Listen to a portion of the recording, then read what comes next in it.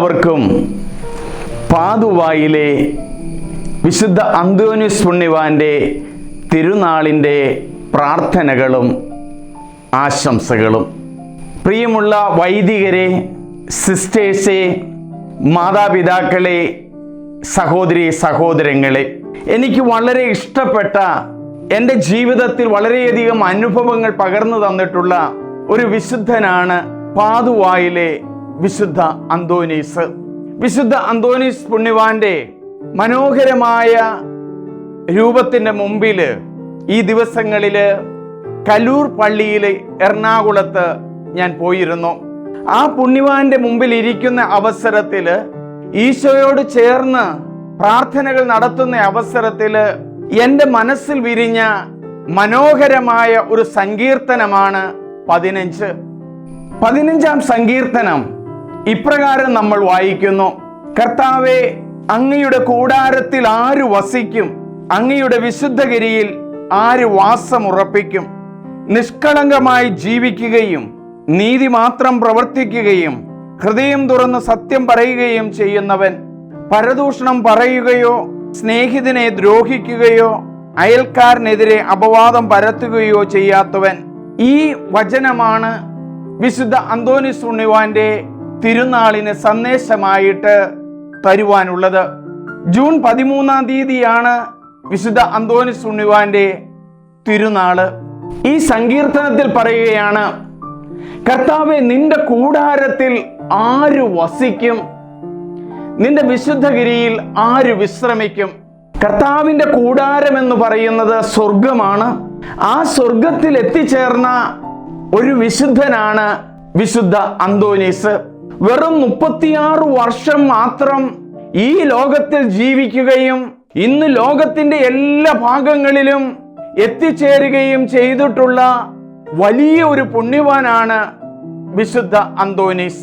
വിശുദ്ധ അന്തോനീസ് ദൈവവചനത്തിന്റെ അഗ്നി കൊണ്ട് കത്തിജ്വലിച്ച് ഇന്നും പ്രകാശത്തിന്റെ നീർച്ചാൽ ഒഴുകുന്ന വലിയൊരു പുണ്യവാനാണ്. നമ്മുടെ കേരളത്തിൽ തന്നെ വളരെ പ്രശസ്തമായ പല ദേവാലയങ്ങളും അറിയപ്പെടുന്നത് വിശുദ്ധ അന്തോനീസ് പുണ്യവാന്റെ നാമത്തിലാണ്. ഞാൻ ജനിച്ചത് കുട്ടമ്പുഴയില് ഞായപ്പള്ളിയില് വിശുദ്ധ അന്തോനീസിന്റെ നാമത്തിലുള്ള ഇടവകയിലാണ്. ആ ഇടവകയിലാണ് എന്നെ മാമോദീസ മുക്കിയത്, സ്ഥൈര്യലേപനം നൽകിയത്. 15 വയസ്സായിരിക്കുമ്പോൾ CMI സഭയിലേക്ക് പോകുന്നത് ഈ അന്തോനീസ് പുണ്യവാന്റെ ദേവാലയത്തിൽ നിന്നാണ്. അവിടുന്ന് വികാരിയച്ഛന്റെ എഴുത്തുമായിട്ടാണ് CMI സഭയിലെ രാജഗിരിയില് സെന്റ് ജോസഫ് പോസ്റ്റൻസ് ഹോമിൽ ചെന്ന് ചേർന്നത്. അന്നു മുതൽ ഇന്നു വരെ എൻ്റെ ജീവിതത്തിലേക്ക് തിരിഞ്ഞു നോക്കുമ്പോൾ വിശുദ്ധ അന്തോനീസ് പുണ്യവാൻ നൽകിയിട്ടുള്ള അനുഗ്രഹങ്ങൾ ആയിരങ്ങളാണ്. അതിനെല്ലാം അന്തോനീസ് പുണ്യവാനോട് നന്ദി പറയുന്നു. സ്കൂളിൽ പഠിക്കുന്ന അവസരത്തിൽ പെൻസിൽ കാണാണ്ട് പോകും, 1 പൈസ നേർച്ച നേരും. പേന കാണാണ്ട് പോകും, 2 പൈസ നേർച്ച നേരും. ഇങ്ങനെ എപ്പോഴും കുഞ്ഞായിരിക്കുമ്പോൾ ഇങ്ങനെ ഒരു വിശ്വാസമാണ്, അന്തോനീസ് പുണ്യവാന്റെ മുമ്പിൽ നേർച്ച നേർന്നാൽ നഷ്ടപ്പെട്ടു പോയ സാധനം കിട്ടുമെന്ന്. പലപ്പോഴും അന്തോനീസ് പുണ്യവാളിന് പൈസയൊന്നും ഞാൻ കൊടുത്തിട്ടില്ല. അന്തോനീസ് പുണ്യവാളിന് പൈസയൊന്നും കൊടുത്തിട്ടില്ല. ഞാൻ പുരോഹിതനായി എൻ്റെ പഴയ ഇടവകയായ സെന്റ് ആന്റണീസ് ചർച്ച് ഞായപ്പള്ളിയിൽ ചെന്ന് കുർബാന അർപ്പിക്കുന്ന അവസരത്തിൽ അന്തോനീസ് പുണ്യവാളിനോട് പറഞ്ഞു: അന്തോനീസ് പുണ്യാള, എനിക്ക് പൈസയൊന്നും തരാൻ ഇനിയില്ല. ഞാൻ അങ്ങയുടെ നാമത്തിൽ അങ്ങ് നൽകിയ സന്തോഷകരമായ ഈ ദൈവവിളി സ്വീകരിച്ചുകൊണ്ട് ഞാൻ ജീവിച്ചു കൊള്ളാം, നല്ല പുരോഹിതനായി ജീവിച്ചു കൊള്ളാം. 15-ാം സങ്കീർത്തനം പറയുകയാണ്: കർത്താവേ, നിന്റെ കൂടാരത്തിൽ ആര് വസിക്കും? നിന്റെ വിശുദ്ധഗിരിയിൽ ആര് വിശ്രമിക്കും? കർത്താവിന്റെ കൂടാരത്തിൽ വസിച്ച വലിയൊരു പുണ്യവാനാണ് വിശുദ്ധ അന്തോനീസ്. ആ കൂടാരത്തിൽ വസിച്ചുകൊണ്ട് ഇന്ന് ഭൂമിയിലേക്ക് വന്ന് നമുക്കെല്ലാവർക്കും ധാരാളമായ അനുഗ്രഹങ്ങൾ നൽകുകയും മാധ്യസ്ഥം നൽകുകയും ചെയ്യുകയാണ് ഈ പുണ്യവാൻ. നിന്റെ വിശുദ്ധ ഗിരിയിൽ ആര് വസിക്കും? നമ്മളെ എല്ലാവരെയും നന്മയിലേക്കും സ്നേഹത്തിലേക്കും കൂട്ടിക്കൊണ്ടുപോകുവാൻ സ്വർഗത്തിലുള്ള എല്ലാ വിശുദ്ധന്മാരുമുണ്ട്. ആ വിശുദ്ധന്മാരില് വളരെ പ്രാധാന്യമുള്ള ഒരു വിശുദ്ധനായി അറിയപ്പെടുന്നതാണ് പാതുവായിലെ വിശുദ്ധ അന്തോനീസ്. എങ്ങനെ ജീവിക്കണമെന്നാണ് രണ്ടാമത്തെ വചനം പറയുന്നത്? നിഷ്കളങ്കമായി ജീവിക്കുകയും നീതി പ്രവർത്തിക്കുകയും ചെയ്യുക. പാപത്തിന്റെ ലവലേശം ഇല്ലാതെ ജീവിക്കാൻ പരിശ്രമിക്കുക. ഹൃദയം തുറന്ന് സത്യം പറയുകയും ചെയ്യുന്നവൻ. ദൈവവുമായിട്ടുള്ള ആഴമായ ആ ബന്ധത്തില് സത്യം തുറന്നു പറയുകയും ദൈവത്തോടു കൂടെ ആയിരിക്കുകയും ചെയ്യുക എന്നതാണ് ഇതിൽ നിന്നും വിവക്ഷിക്കുന്നത്. പരദൂഷണം പറയുകയോ സ്നേഹിതനെ ദ്രോഹിക്കുകയോ അയൽക്കാരനെതിരെ അപവാദം പരത്തുകയോ ചെയ്യാത്തവൻ. ഇങ്ങനെ ജീവിച്ച വിശുദ്ധനാണ് വിശുദ്ധ അന്തോനീസ് പുണ്യവാൻ. ആ പുണ്യവാന്റെ ജീവിതത്തിലേക്ക് നമ്മൾ പ്രവേശിക്കുവാൻ പോവുകയാണ്. വിശുദ്ധ അന്തോനീസ് പുണ്യവാൻ ജനിച്ചത് 1195 ഓഗസ്റ്റ് 15-ാം തീയതിയാണ്. അദ്ദേഹം ഈശോയുടെ അരികിലേക്ക് പോയത് 1231 ജൂൺ 13-ാം തീയതിയാണ്. 36 വർഷം മാത്രം ഈ ലോകത്തിൽ ജീവിച്ചുകൊണ്ട് ഇന്നും പ്രകാശം പരത്തുന്ന വലിയൊരു ചാനലായിട്ട്, ഒരു അഗ്നിയായിട്ട്, നല്ലൊരു കാറ്റായിട്ട് ജീവിക്കുന്ന ഒരു വലിയ പുണ്യവാനാണ് വിശുദ്ധ അന്തോനീസ്. പോർച്ചുഗലിലെ ലിസ്ബൺ എന്ന സ്ഥലത്ത് മാർട്ടിൻ ത്രേസ്യ ദമ്പതികളുടെ മകനായിട്ടാണ് ഈ മകൻ ജനിച്ചത്. ചെറുപ്പത്തിൽ അറിയപ്പെട്ടിരുന്നത് ഫെർണാണ്ടോ എന്നാണ്. അമ്മ ഈ മകനെ പരിശുദ്ധാത്മാവിന് സമർപ്പിച്ചിരുന്നു. പ്രാർത്ഥനാ ചൈതന്യമുള്ള നല്ലൊരു കുടുംബമായിരുന്നു. രാജകുടുംബത്തില് സേവനം ചെയ്തിരുന്നതാണ് മാർട്ടിൻ. ഈ ഫെർണാണ്ടോയെ ഒരു നൈറ്റ്ഹുഡ് ആക്കണമെന്ന്, പട്ടാളത്തിലെ വലിയൊരു ഉദ്യോഗസ്ഥനാക്കണമെന്ന് മാതാപിതാക്കന്മാർ ആഗ്രഹിച്ചിരുന്നു. പ്രത്യേകിച്ച് മാർട്ടിൻ ആഗ്രഹിച്ചിരുന്നു. ബുദ്ധിശക്തിയിലും ഓർമ്മശക്തിയിലും വളരെയധികം ഉയർന്ന ഒരു പുണ്യവാനാണ് വിശുദ്ധ അന്തോനീസ്. 1210 സെന്റ് വിൻസെന്റ് ആശ്രമത്തിൽ അഗസ്റ്റീനൈൻ സഭയില് ഈ വിശുദ്ധൻ ചേർന്നു. പിന്നീട് കോയിംബ്ര എന്ന സ്ഥലത്തേക്ക് മാറ്റം കിട്ടി. ഫെർണാണ്ടോ ഫ്രാൻസിസ്കൻ സഭയിൽ ചേർന്ന് വചനപ്രഘോഷണം ആരംഭിച്ചു. ഫ്രാൻസിസ് അസീസി വിശുദ്ധ അന്തോനീസിനെ അഭിനന്ദിച്ചിട്ടുണ്ട്. 1230 പാതുവായിലെത്തി. പാവങ്ങളുടെ പടയാളി എന്നാണ് ഈ പുണ്യവാനെ വിളിച്ചിരുന്നത്. 1231 ജൂൺ 13-ാം തീയതി വിശുദ്ധ അന്തോനീസ് മരിച്ചു.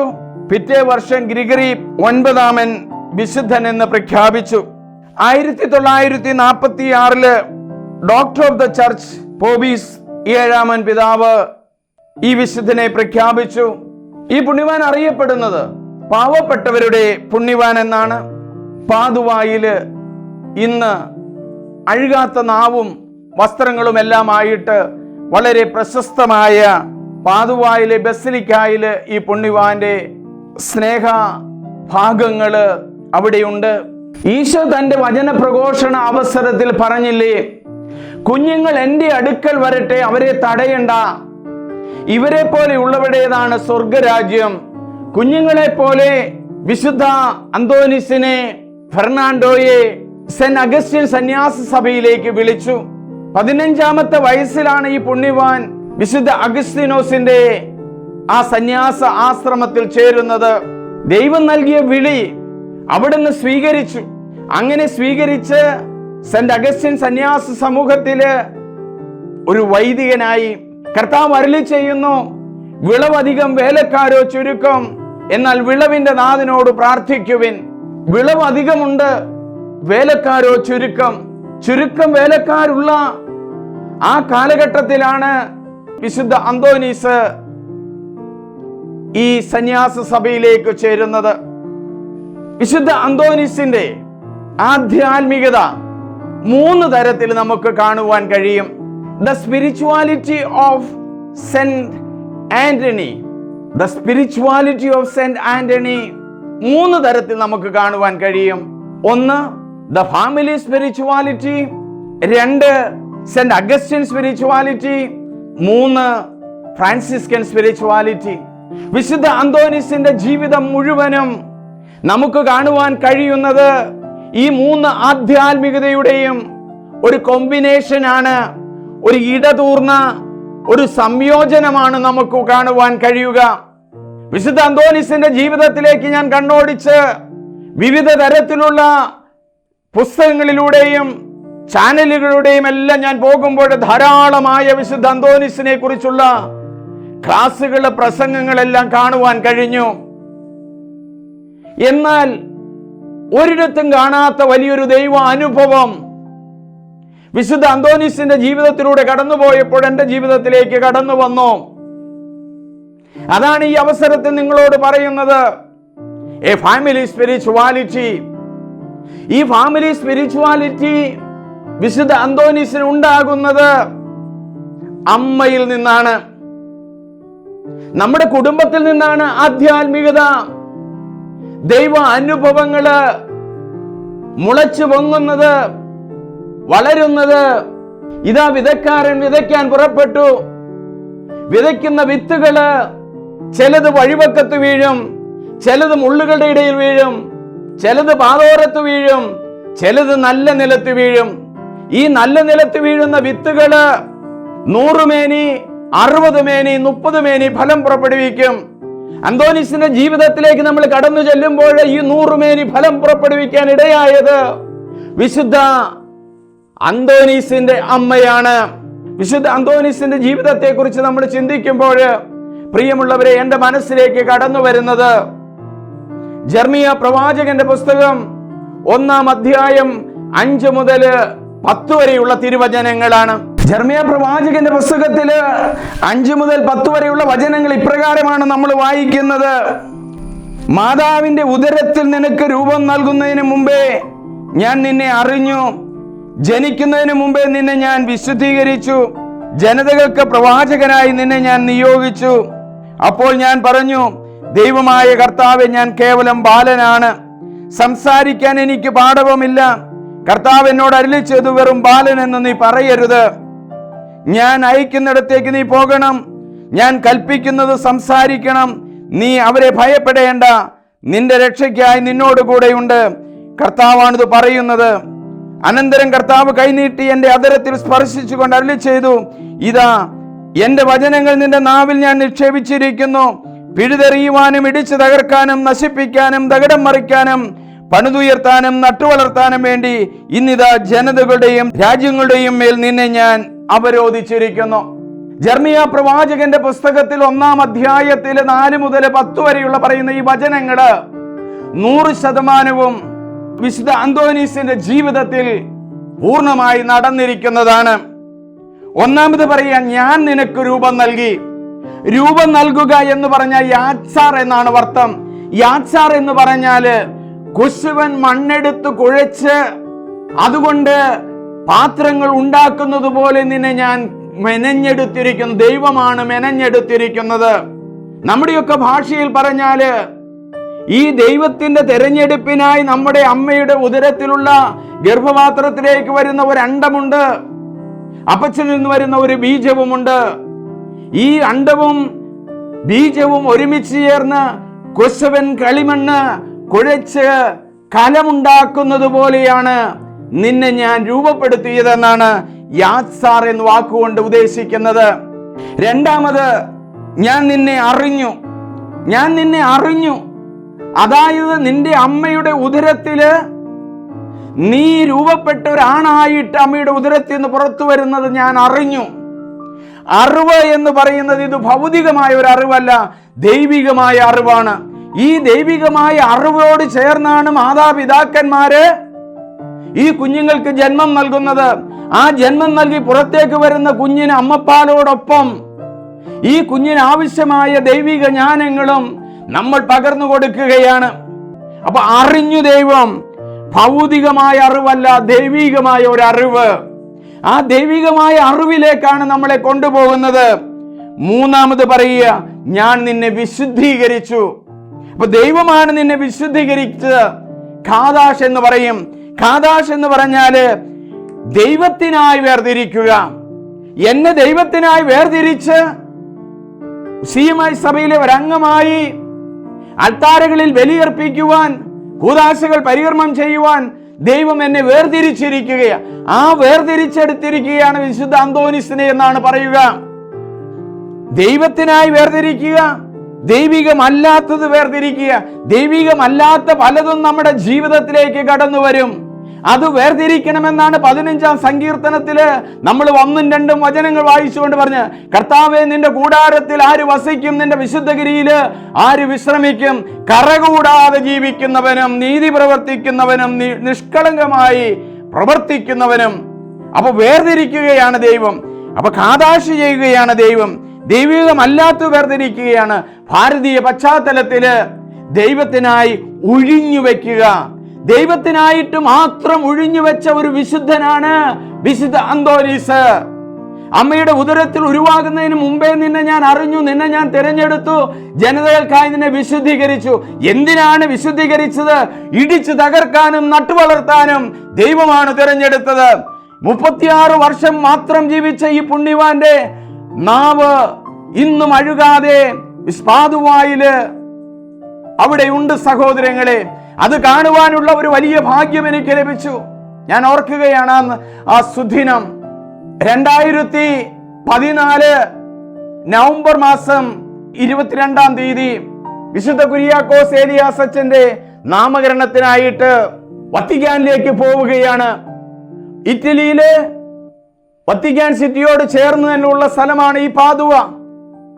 അവിടെ രാവിലെ അങ്ങോട്ട് പോവുകയാണ്. പോകുന്ന അവസരത്തില് ഈ പാദുവ പള്ളിയുടെ അടുത്ത് ചെല്ലുമ്പോൾ മനോഹരമായ ഒരു ചെറിയ വിശുദ്ധ അന്തോനീസിന്റെ രൂപം അവിടെയുണ്ട്. മേടിക്കണമെന്ന് എൻ്റെ വലിയ ആഗ്രഹമുണ്ടായിരുന്നു. തിരിച്ചു വരുമ്പോൾ മേടിക്കാമെന്ന് കരുതി. ഒരു പാവപ്പെട്ട അമ്മയാണെന്ന് തോന്നുന്നു. ഈ അന്തോനീസ് ഉണ്ണിയാളന്റെ ഒരു കൊച്ചു രൂപവും വെച്ചുകൊണ്ട് അവിടെ ഇരിക്കുകയാണ്. ഞാൻ വിലയൊക്കെ ചോദിച്ചപ്പോൾ വളരെ നിസ്സാരമായ വിലയേ ഉണ്ടായിരുന്നുള്ളൂ. തിരിച്ചു വരുമ്പോൾ മേടിക്കാമെന്ന് കരുതി. സ്നേഹമുള്ളവരെ, ഇന്നും വിശുദ്ധ അന്തോനീസിന്റെ ആ ചെറിയ രൂപം എന്റെ മനസ്സിൽ തിളങ്ങുന്നുണ്ട്. വിശുദ്ധ അന്തോനീസിന്റെ കയ്യിലിരിക്കുന്ന ആ പുസ്തകമുണ്ട്. പുസ്തകത്തിലിരിക്കുന്ന ഉണ്ണീശോയുണ്ട്. അദ്ദേഹത്തിന്റെ കയ്യിലിരിക്കുന്ന വെള്ള പൂക്കളുണ്ട്. അങ്ങനെ പ്രാർത്ഥിച്ച് പള്ളിയിലേക്ക് ചെന്നു. സീറോ മലബാർ കുർബാന ചെല്ലാനായിട്ടാണ് ഞങ്ങൾ ചെന്നത്. എന്നാൽ സാധിച്ചില്ല പ്രിയമുള്ളവരെ. കാരണം മലയാളം ടെക്സ്റ്റ് പുസ്തകമില്ല, തക്സയില്ല. അപ്പോൾ ഇംഗ്ലീഷിൽ കുർബാനയെല്ലാം എന്ന് പറഞ്ഞു. എന്നോടാണ് വൈദികർ ചോദിച്ചത്. ഞാൻ ചെയ്യാമെന്ന് പറഞ്ഞു. ചെയ്യാനായിട്ട് ഏറ്റെടുക്കുന്ന അവസരത്തിൽ ഒരു അച്ഛൻ വന്നിട്ട്, എൻ്റെ ഗുരുഭൂതനായ ഒരു അച്ഛൻ വന്നിട്ട് ചോദിച്ചു, ഞാൻ അതിലെ മെയിൻ സെലിബ്രന്റ് ആയിക്കോട്ടെ? ഞാൻ പറഞ്ഞു, അച്ഛൻ ചെയ്തു. ഞാൻ കോ സെലിബ്രന്റ് ആയിട്ട് അച്ഛനോടൊപ്പം പാതുവായില് മെയിൻ അൾത്താരിയിലല്ല, സൈഡിലുള്ള അൾത്താരിയില് കുർബാന ചൊല്ലി. വളരെയധികം ആളുകൾ ആ കുർബാനയിൽ പങ്കെടുത്തു, പരിശുദ്ധ കുർബാന കൊടുത്തു.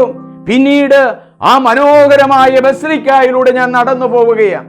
ഈ നടന്നു പോകുന്ന അവസരത്തില് ഞാൻ കണ്ട ഒരു കാര്യം, വിശുദ്ധ അന്തോനീസിന്റെ താടിയെല്ല് മോളിൽ വെച്ചിട്ടുണ്ട്.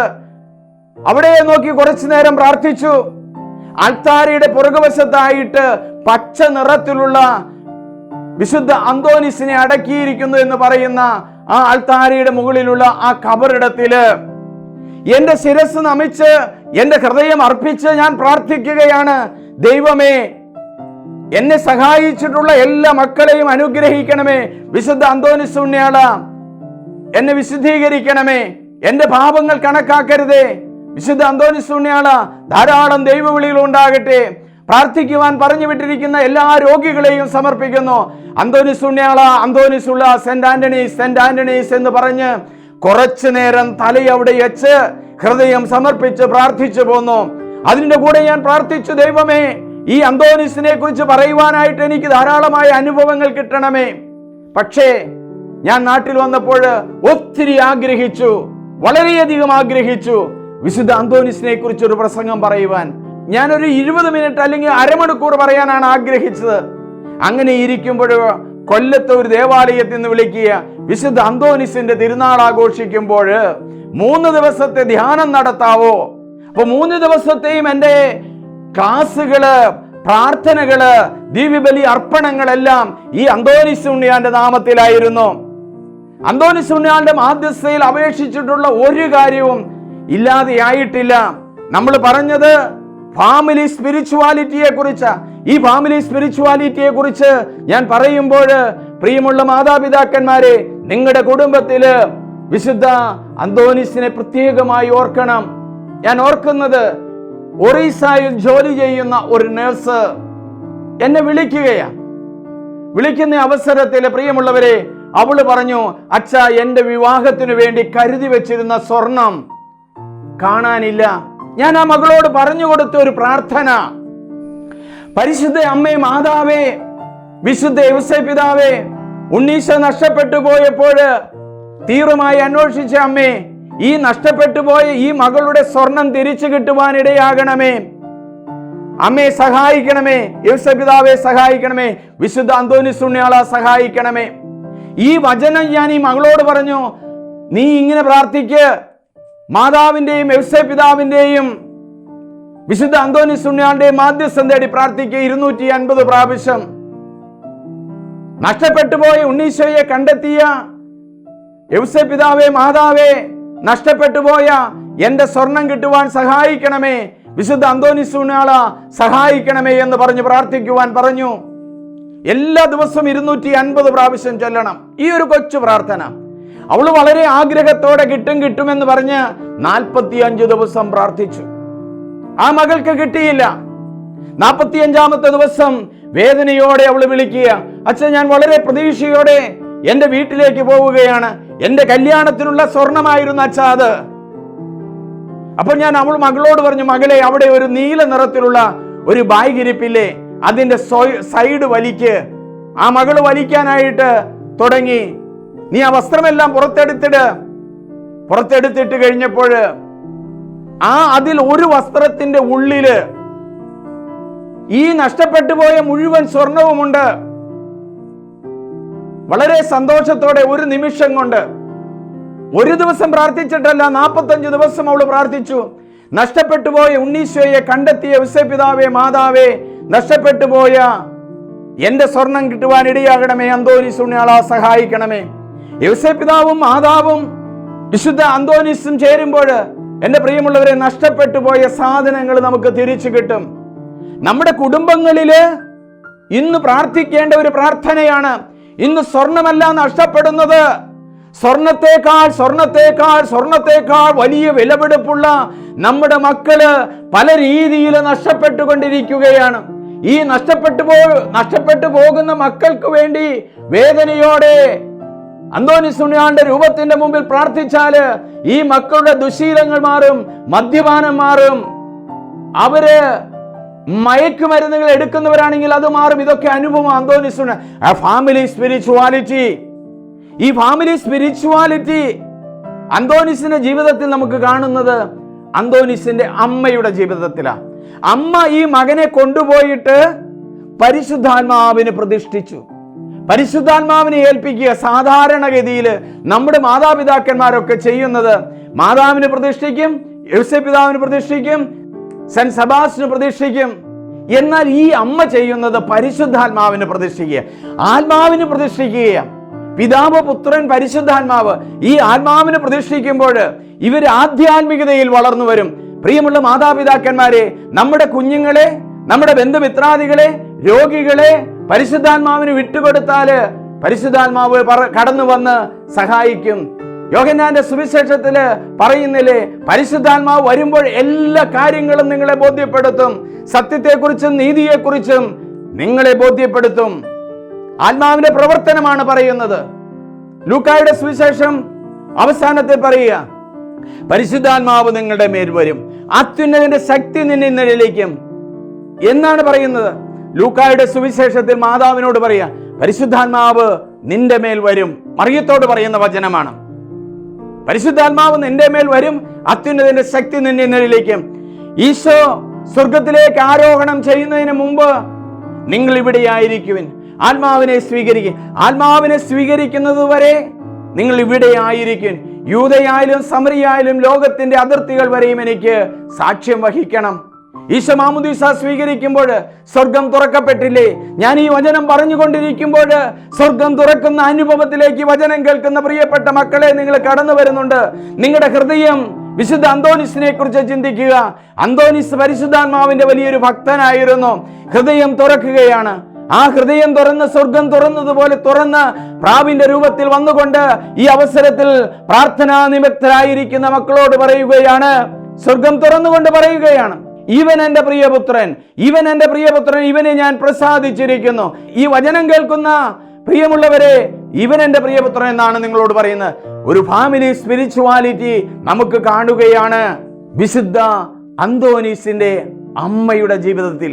ആ സമർപ്പിക്കുന്നതാണ് വിശുദ്ധ അന്തോനീസിന്റെ ഒന്നാമത്തെ ആധ്യാത്മികത, ഫാമിലി സ്പിരിറ്റ്. അത് 15 വർഷമുണ്ടായിരുന്നു.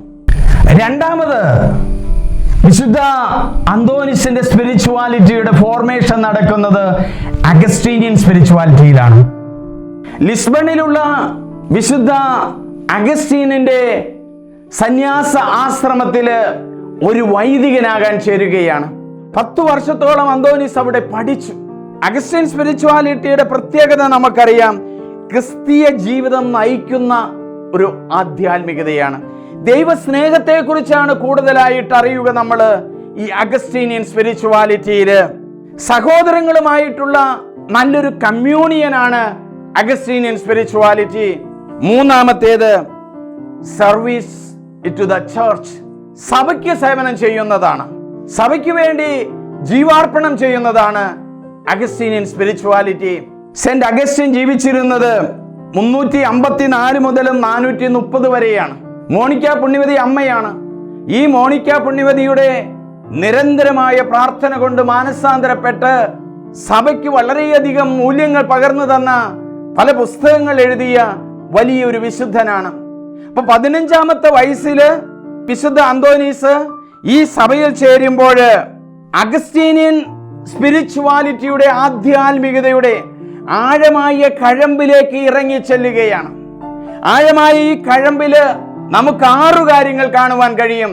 ഈ 6 കാര്യങ്ങളും അന്തോനീസിന്റെ ജീവിതത്തിൽ ഉണ്ടായിരുന്നു. ഒന്നാമതായി, ഉള്ളിലെ നിശബ്ദത, ഇന്റീരിയോറിറ്റി. ഇത് വിശുദ്ധ അന്തോനീസ് സെന്റ് ആന്റണി തന്റെ ജീവിതത്തിലേക്ക് കൊണ്ടുവരികയാണ്. ഏലിയ പ്രവാചകനോട് ചോദിച്ചില്ലേ, നീ എന്തു ചെയ്യുകയാണ്, നീ എന്തു ചെയ്യുകയാണ്? ഞാൻ എൻ്റെ ദൈവത്തെ പ്രതി ജ്വലിക്കുകയാണ്. ഇന്റീരിയോറിറ്റി, ഉള്ളിലെ കർത്താവ് ജ്വലിക്കുന്ന ഒരു അനുഭവത്തിലേക്ക് ഈ അന്തോനീസ് ജീവിച്ചു വന്നിരുന്നു അഗസ്റ്റീനിയൻ സ്പിരിച്വാലിറ്റിയിലൂടെ. അഗസ്റ്റീനിയൻ സ്പിരിച്വാലിറ്റിയുടെ രണ്ടാമത്തെ പ്രധാനപ്പെട്ട കഴമ്പ്, ശക്തി എന്ന് പറയുന്നത് പ്രാർത്ഥനയാണ്. എപ്പോഴും പ്രാർത്ഥിക്കുക, എല്ലായ്പ്പോഴും പ്രാർത്ഥിക്കുക, ജോലി ചെയ്യുമ്പോഴും പ്രാർത്ഥിക്കുക. അഗസ്റ്റീനിയൻ സ്പിരിച്വാലിറ്റിയുടെ രണ്ടാമത്തെ പ്രധാനപ്പെട്ട കാര്യം പ്രാർത്ഥനയാണ്. മൂന്നാമത്തേത്, നിർത്താതെയുള്ള ദൈവാന്വേഷണം. അവസാനിപ്പിക്കാതെ ദൈവത്തെ അന്വേഷിക്കുകയാണ്. കർത്താവിന്റെ നീർച്ചാലിലേക്ക് അന്വേഷിച്ചിറങ്ങുകയാണ്. ദൈവത്തിനെ അന്വേഷിച്ചിറങ്ങുക എന്ന് പറഞ്ഞാല് പഴയ നിയമത്തിലുള്ള ദൈവത്തെ കണ്ടെത്തിയത് എങ്ങനെയാണെന്ന് പഴയ നിയമ വചനം മുഴുവനും വായിക്കുകയും പഠിക്കുകയും ധ്യാനിക്കുകയും പങ്കുവയ്ക്കുകയും ചെയ്യുകയാണ്. തോറ, നബിയും കിത്തുബിയും പഴയ നിയമത്തെ 3ആയിട്ട് തിരിച്ചിട്ടുണ്ട്.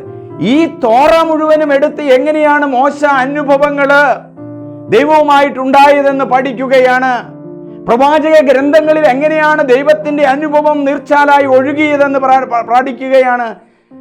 സങ്കീർത്തനങ്ങളില് പ്രത്യേകിച്ച് അന്തോനീസ് പുണ്യവാളന്റെ ഒരു പ്രത്യേകത, വേദപാരംഗതനായിട്ട് ഡോക്ടർ ഓഫ് ദ ചർച്ച് ആയിട്ട് പ്രഖ്യാപിക്കുന്നതിന് കാരണം അദ്ദേഹത്തിന്റെ വചനം നിറഞ്ഞുള്ള വചന പ്രഘോഷണങ്ങളായിരുന്നു. ആ വചന പ്രഘോഷണങ്ങൾ മാത്രമല്ല, അത് എഴുതുകയും സൂക്ഷിക്കുകയും ചെയ്തിരുന്നു. അതുകൊണ്ടാണ് പിന്നീട് ഡോക്ടർ ഓഫ് ദ ചർച്ച് ആയിട്ട് കത്തോലിക്ക സഭയിലെ വിശുദ്ധ അന്തോനീസ് അറിയപ്പെടുന്നത്. ഇന്ന് കത്തോലിക്ക സഭയില് 36 വേദപാരംഗതരുണ്ട്, ഡോക്ടേഴ്സ് ഓഫ് ദ ചർച്ച് ഉണ്ട്. 4, സഹോദര സ്നേഹം. അഗസ്റ്റീനിയൻ സ്പിരിച്വാലിറ്റിയില് സഹോദര സ്നേഹത്തിന്റെ കൂട്ടായ്മയുടെ വലിയൊരു വിളവ് സൃഷ്ടിക്കുകയാണ്. ഒരു ചെടി, ഒരു മുന്തിരി എങ്ങനെ അതിന്റെ ശാഖ തായ്തണ്ടിനോട് ചേർന്ന് നിൽക്കുന്നതോ അതുപോലെ തായ്തണ്ടിനോട് ചേർന്ന് നിന്നുകൊണ്ട് ദൈവാനുഭവത്തിലേക്കും സഭാനുഭവത്തിലേക്കും സഹോദര സ്നേഹത്തിലേക്കും വളർത്തുന്ന ഒരു ആധ്യാത്മികത അന്തോനീസ് പഠിച്ചെടുത്തത് അഗസ്റ്റീനിയൻ സ്പിരിച്വാലിറ്റിയിലൂടെ, അഗസ്റ്റീൻ സന്യാസ സമൂഹത്തിലൂടെയാണ്.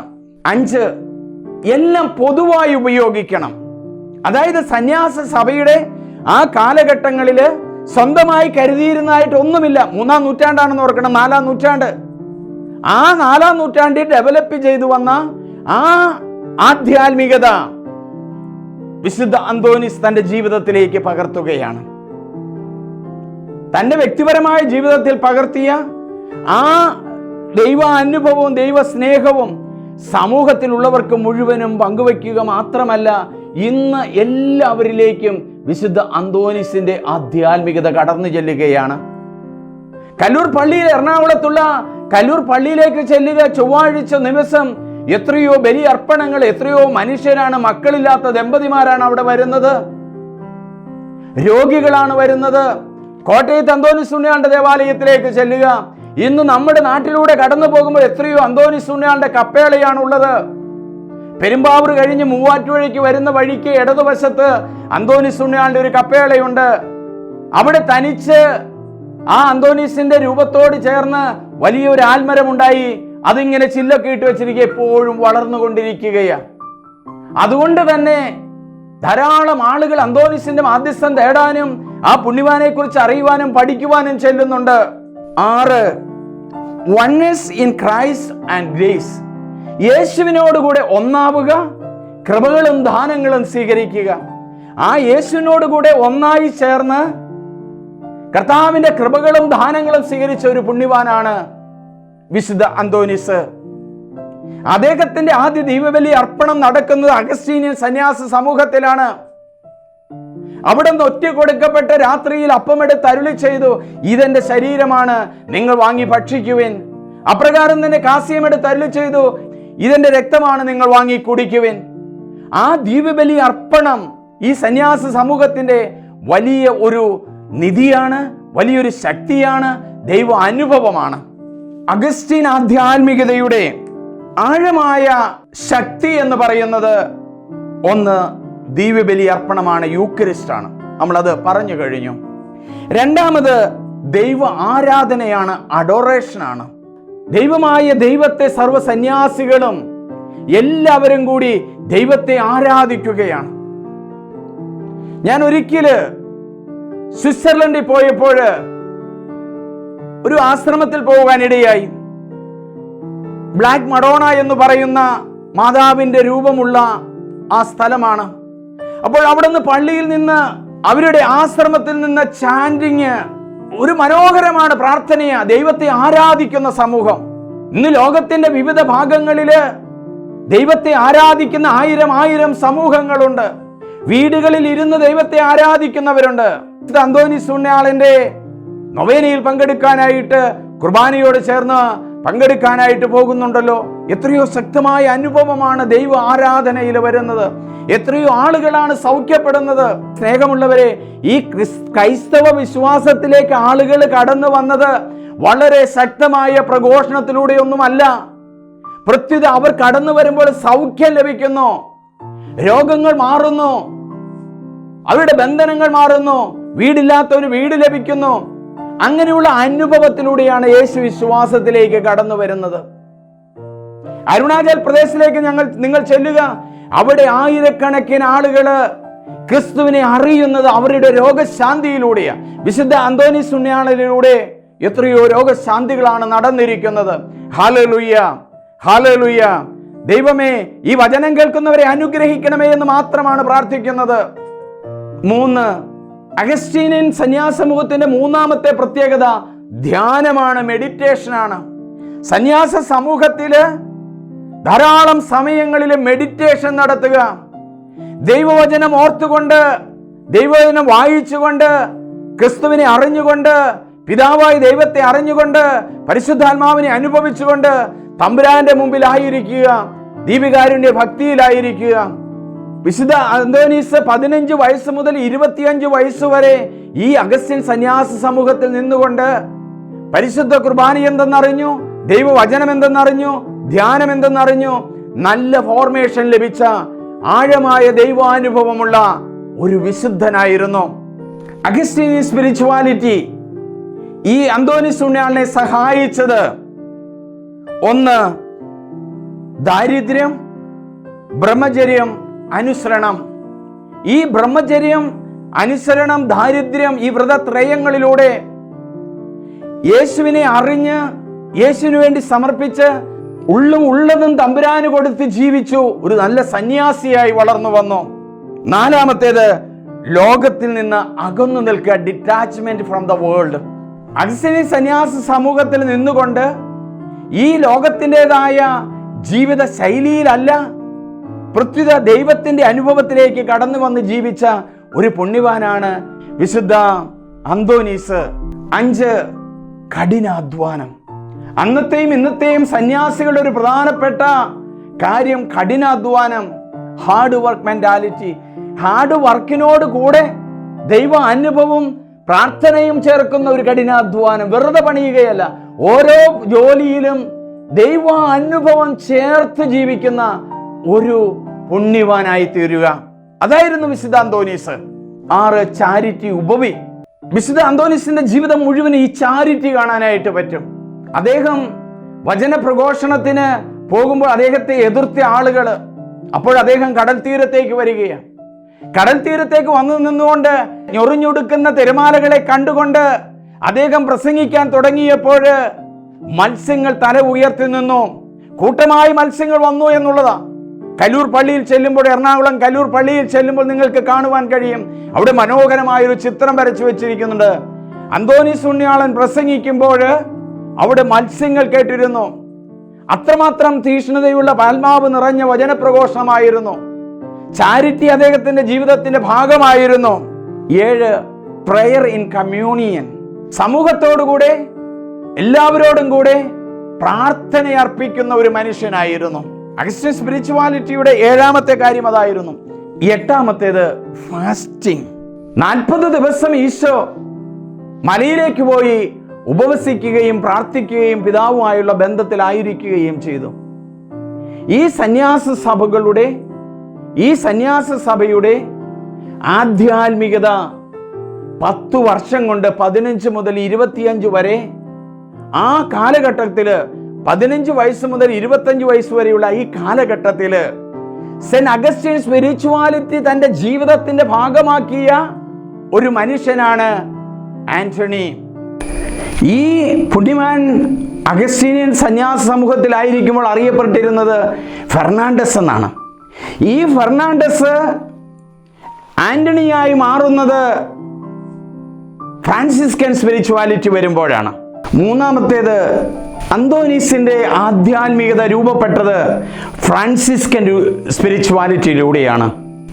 അഗസ്റ്റീനിയൻ സന്യാസ സമൂഹത്തിൽ ജീവിച്ചിരുന്ന ഈ ഫെർണാണ്ട് പിന്നീട് പോകുന്നത് 1210 വിൻസെന്റ് ആശ്രമത്തിൽ നിന്നും കോയിംബ്ര എന്ന് പറയുന്ന സ്ഥലത്തേക്ക് പോവുകയാണ്. അവിടെ ആയിരിക്കുമ്പോൾ ഈ മനുഷ്യൻ അവരുടെ അടുത്ത് തന്നെ ഫ്രാൻസിസ് അസീസിയുടെ ചെറിയ ഒരു ആശ്രമം ഉണ്ടായിരുന്നു. ഈ ആശ്രമത്തിലെ ജീവിത ശൈലികളും ഫ്രാൻസിസ്കൻ സന്യാസികളുടെ ജീവിത ശൈലികളുമൊക്കെ കണ്ടിട്ട് വിശുദ്ധ ഫ്രാൻസിസ് അസീസിയോട് വളരെ ആഭികാമ്യം തോന്നിയിട്ട് ഫ്രാൻസിസ്കൻ സന്യാസ സമൂഹത്തിലേക്ക് ചേരുകയാണ്. അപ്പോൾ വീട്ടിൽ കിട്ടിയ അമ്മയുടെ ആധ്യാത്മികത, 2ാമത് അഗസ്റ്റീനിയൻ സന്യാസികളുടെ ആധ്യാത്മികത, 3ാമത് ഫ്രാൻസിസ് അസീസിയുടെ ആധ്യാത്മികത. ഫ്രാൻസിസ് അസീസിയുടെ ആധ്യാത്മികത നമുക്കറിയാം. എല്ലാം വലിച്ചെറിഞ്ഞ് എനിക്ക് എൻ്റെ ദൈവത്തെ ആബാ എന്ന് വിളിക്കാൻ, എൻ്റെ പിതാവേ എന്ന് വിളിക്കാമെന്ന് പറഞ്ഞുകൊണ്ട് വീട് വിട്ടിറങ്ങുന്ന ആ പുണ്യവാൻ, പ്രകൃതി സ്നേഹിയായ പുണ്യവാൻ. ആ പുണ്യവാൻ പാടുന്നില്ലേ, make me a channel of your peace, എന്നെ സമാധാനത്തിന്റെ ഒരു ഉപകരണമാക്കണമേ. 2ാം ക്രിസ്തു എന്നറിയപ്പെടുന്ന ഈ ഫ്രാൻസിസ് അസീസിയുമായിട്ട് അന്തോനീസിന് സംസാരിക്കാനായിട്ടൊക്കെ ഇടയായി. ഈ കാലഘട്ടങ്ങളിലെല്ലാം വിശുദ്ധ അന്തോനീസ് ബൈബിള് ആഴമായി പഠിച്ചു. അദ്ദേഹത്തിന്റെ ബൈബിളിലുള്ള വിശദീകരണങ്ങളും അനുഭവങ്ങളും ആയിരങ്ങളെ യഥാർത്ഥ ജീവിതത്തിലേക്ക് കൊണ്ടുവന്നു. തന്റെ വാ തുറക്കുമ്പോൾ, നാവ് ചലിക്കുമ്പോൾ ദൈവത്തിന്റെ വചനമായിരുന്നു. ഇന്ന് ജനത്തിന് ആവശ്യമായിരിക്കുന്നത് ദൈവവചനമാണ്. പ്രാർത്ഥിക്കുമ്പോൾ ഈ സമൂഹത്തിന് വേണ്ടി ദൈവം തന്ന വചനമാണ് 15-ാം സങ്കീർത്തനം 1-2 വചനങ്ങള്. കർത്താവേ, നിന്റെ കൂടാരത്തിൽ ആര് വസിക്കും? നിന്റെ വിശുദ്ധഗിരിയിൽ ആര് വിശ്രമിക്കും? കറകൂടാതെ ജീവിക്കുന്നവനും നീതി പ്രവർത്തിക്കുന്നവനും. ഈ വചനം കേട്ട് ഈ വചനം ആവർത്തിച്ച് പ്രാർത്ഥിക്കുമ്പോൾ നിങ്ങളുടെ ജീവിതത്തിലേക്ക് ദൈവം കടന്നു വന്ന് നിങ്ങളുടെ രോഗങ്ങൾ, കടബാധ്യതകളെല്ലാം മാറ്റി സമാധാനത്തിന്റെ എന്നെ ഉപകരണമാക്കും. ഈ കോയിമ്പ്രയിൽ വിശുദ്ധ അന്തോനീസ് താമസിക്കുമ്പോൾ 5 പേരുടെ മൃതശരീരം കൊണ്ടുവരികയാണ്. ഈ 5 പേരും രക്തസാക്ഷിയായി മരിച്ചവരാണ് ഫ്രാൻസിസ്കൻ സഭയിലെ. ഈ രക്തസാക്ഷികളുടെ ചുടുനിണം ഒഴുകി ഉണങ്ങിക്കൂടിയ രക്തം, കട്ടപിടിച്ച രക്തം അവരുടെ ബോഡിയിൽ ഇവർ കാണുകയാണ് വിശുദ്ധ അന്തോനീസ്. അപ്പോൾ അന്തോനീസ് തീരുമാനിക്കുകയാണ്, എനിക്കും ഈ സന്യാസികളെ പോലെ എനിക്കും മരിക്കണമെന്നുള്ള തീവ്രമായ ആഗ്രഹത്താലാണ് പിന്നീട് മിഷൻ സ്ഥലത്തേക്ക് പോവുകയാണ്. അങ്ങനെ പോകുന്ന വഴിക്ക് കപ്പലിൽ വെച്ച് രോഗം ബാധിച്ച് തിരിച്ച് സിസിലി എന്ന് പറയുന്ന പ്രദേശത്ത് വന്ന് രോഗം ബാധിച്ചു കഴിയുമ്പോൾ ഫ്രാൻസിസ്കൻ സന്യാസിനികള് ഈ പിതാവിനെ ശുശ്രൂഷിച്ച് സുഖപ്പെടുത്തി. പിന്നീട് ഇദ്ദേഹം ഇറ്റലി മുഴുവനും നടന്ന ദൈവവചനം പങ്കുവെച്ച് ഹോമിലിയൊക്കെ വളരെ ശക്തമായി പഠിച്ച ഹോമിലിയായിരുന്നു. നല്ലതുപോലെ പഠിച്ച് ദൈവത്തിന്റെ വചനം വിളമ്പിയ ഒരു പുണ്യവാനാണ് വിശുദ്ധ അന്തോനീസ്. 100 കണക്കിന് അനുഭവങ്ങൾ വിശുദ്ധ അന്തോനീസിന്റെ മാധ്യസ്ഥം തേടി നടന്നിരിക്കുന്നത് എനിക്ക് പറയുവാൻ കഴിയും. ഞാൻ ഓർക്കുന്നത്, ഈ മാസം ജൂൺ മാസം ഒരു വൈദികൻ എന്നെ വിളിക്കുകയാണ്. അച്ഛാ, എൻ്റെ ATM കാർഡ് കാണാനില്ല, ആധാർ കാർഡ് കാണാനില്ല, മരുന്നിനുള്ള കുറിപ്പടകൾ കാണാനില്ല, അതെല്ലാം കൂടി വെച്ചിരുന്ന ഒരു ചെറിയ പുസ്തകം കാണാനില്ല. അച്ഛൻ എല്ലായിടത്തും തപ്പി. അല്പം പ്രായമുള്ള അച്ഛനാണ്. ഞാൻ അച്ഛനോട് പറഞ്ഞു, അച്ഛാ, ഇങ്ങനെ പ്രാർത്ഥിക്ക്, നഷ്ടപ്പെട്ടു പോയി ഉണ്ണീശോയെ കണ്ടെത്തിയ യൗസേപ്പിതാവേ, മാതാവേ, നഷ്ടപ്പെട്ടു പോയിരിക്കുന്ന എൻ്റെ ഈ സാധനങ്ങൾ കാണുവാൻ, കണ്ടുകിട്ടുവാൻ സഹായിക്കണമേ. വിശുദ്ധ അന്തോനീസ് പുണ്യാള, സഹായിക്കണമേ. പിറ്റേ ദിവസം ഒരു ചെമ്മാച്ചൻ വരുമ്പോൾ ഞാൻ പറഞ്ഞു, അലമാരിയുടെ ഉള്ളില് ഫയലിന്റെ അടിയിലായിട്ടൊരു ചെറിയ പുസ്തകം ഇരിപ്പുണ്ട്. ആ പുസ്തകത്തിന്റെ അടിയിലിരിക്കുന്ന സാധനമാണ്. എങ്ങനെയോ ദൈവം നമുക്ക് വെളിപ്പെടുത്തി തരും, ദൈവം കൊണ്ടുവന്ന് വയ്ക്കും. ഇതുപോലെ 100 അനുഭവങ്ങളുണ്ട്. ഞാൻ ഓർക്കുന്നുണ്ട്, എറണാകുളത്ത് കലൂരിലുള്ള ഭാഗത്ത് ഒരു ആൺകുട്ടിയെ കാണാനില്ല, 15 വയസ്സ്. വേദനയോടെ മാതാപിതാക്കന്മാരെല്ലാവരും ഉണ്ണീശോ നഷ്ടപ്പെട്ടു പോയപ്പോൾ അന്വേഷിച്ചതുപോലെ യൗസേപ്പിതാവിനെ പോലെ, മാതാവിനെ പോലെ അന്വേഷിക്കുകയാണ്. അവൻ തിരുവനന്തപുരത്ത് ചെന്നു. തിരുവനന്തപുരത്ത് നിന്ന് കന്യാകുമാരിയിലേക്ക് പോയി. അങ്ങനെ പോകുന്ന വഴിയില് ഇവന് ഒരു മാനസാന്തരം വരികയാണ്. എൻ്റെ വീട്ടില് എൻ്റെ അമ്മയും എൻ്റെ അപ്പനും വിഷമിച്ച് കഴിയുന്നു. ധൂർത്തപുത്രന്റെ ഓർമ്മയില്ലേ? എൻ്റെ പിതാവിന്റെ ഭവനത്തിൽ എത്രയോ ആളുകളെ സുഭിക്ഷമായി കഴിയുന്നു, ഞാനോ ഇവിടെ വിശന്ന് പൊരിയുന്ന ആ മകന് ഒരു തീരുമാനമെടുക്കുകയാണ്, തിരിച്ച് എറണാകുളത്തുള്ള കലൂരിലേക്ക് വരുവാനായിട്ട്. ഇതാരാണ് പ്രേരിപ്പിക്കുന്നത്? പരിശുദ്ധാത്മാവാണ് പ്രേരിപ്പിക്കുന്നത്. പരിശുദ്ധ അമ്മയാണ് പ്രേരിപ്പിക്കുന്നത്. യൗസേപ്പിതാവാണ് പ്രേരിപ്പിക്കുന്നത്. വിശുദ്ധ അന്തോനീസ് പുണ്യാളന്റെ മാധ്യസ്ഥമാണ് സഹായിക്കുന്നത്. അന്തോനീസ് പുണ്യാളൻ നഷ്ടപ്പെട്ടു പോയ സാധനങ്ങളുടെ മധ്യസ്ഥനാണ്. പലപ്പോഴും അന്തോനീസ് പുണ്യാളന്റെ മാധ്യസ്ഥം തേടി പ്രാർത്ഥിക്കുമ്പോൾ ഈ സാധനമൊക്കെ കിട്ടും. ഒരു സ്വർണ്ണ കാശുമാല എന്ന് പറയുന്ന 13 പവൻ കാശുമാല നഷ്ടപ്പെട്ടു. ഞാൻ ആദ്യം പറഞ്ഞ പ്രാർത്ഥന, നഷ്ടപ്പെട്ടു പോയ ഉണ്ണീശോയെ കണ്ടെത്തിയ പരിശുദ്ധ അമ്മേ, മാതാവേ, നഷ്ടപ്പെട്ടു പോയ എൻ്റെ സ്വർണം കിട്ടുവാൻ ഇടയാകണമേ എന്ന് ആ സഹോദരി പ്രാർത്ഥിക്കുകയാണ്.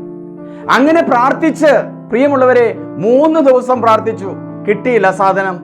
4-ാമത്തെ ദിവസം അവർ വാതിലൊക്കെ തുറന്നിട്ടിട്ട് അടിമാലി പട്ടണത്തിലേക്ക് പോകാൻ പറഞ്ഞു. 2 മണിക്കൂർ കഴിഞ്ഞ് തിരിച്ചു വരാൻ പറഞ്ഞു. ഏതായാലും രാത്രി 10 മണിക്ക് അവർ അലമാരി തുറക്കുമ്പോൾ അലമാരിയുടെ നടുവില് ഈ നഷ്ടപ്പെട്ട സ്വർണം ഒരുപക്ഷെ അവർ തിരിച്ചു കൊണ്ടുവന്ന് വെച്ചതായിരിക്കാം. എങ്ങനെയാണേലും പൂർണ്ണമായിട്ട് തിരിച്ചു കിട്ടി.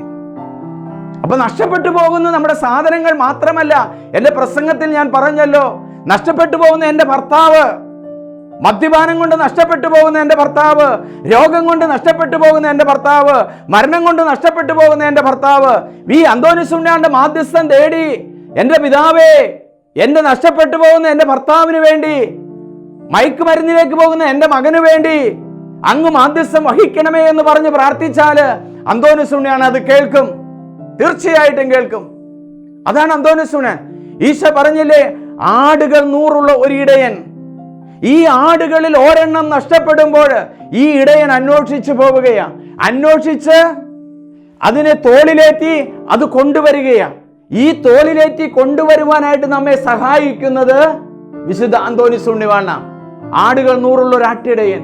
ഒരാട് നഷ്ടപ്പെടുമ്പോൾ അന്വേഷിക്കുന്ന ആ നല്ല ഇടയനെ പോലെയാണ് വിശുദ്ധ അന്തോനീസ്. ഈ അവസരത്തിൽ നമുക്ക് പ്രത്യേകമായിട്ട് പ്രാർത്ഥിക്കാം.